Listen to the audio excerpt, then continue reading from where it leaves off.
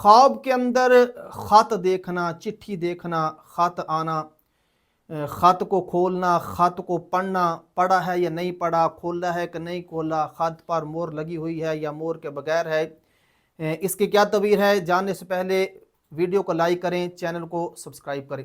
اگر صرف عمومی طور پر خط دیکھا ہے تو یہ خیر و برکت آنے کی طرف اشارہ ہوتا ہے کہ اس کو خیر و برکت حاصل ہوگی، اور یا کوئی پوشیدہ چیز حاصل ہوگی۔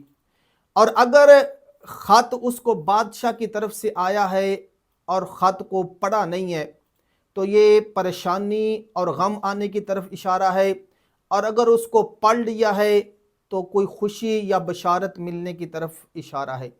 اور اگر دیکھیں کہ آسمانوں سے اس کو خط آیا ہے تو اس کے مرتبہ، مقام اور عظمت اور شان بڑھنے کی طرف اشارہ ہے۔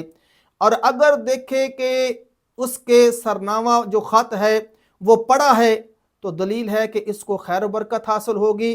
اور اگر اس کا عنوان بھی موجود ہے کہ اس نام سے خط ہے، اس مقصد سے خط ہے، تو خیر و برکت موصول ہوگی۔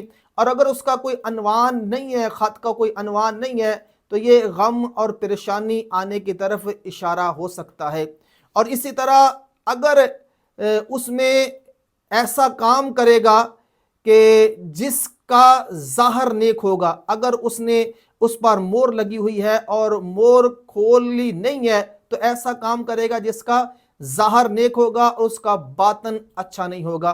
تو خط کے مختلف عنوانات ہوتے ہیں، مختلف طریقوں سے خط ہوتا ہے، مختلف اس پر عنوانات لکھے ہوتے ہیں، پڑھائی لکھی ہوتی ہے، بعض دفعہ اس کی تعبیر عنوان کے مطابق بھی کی جاتی ہے۔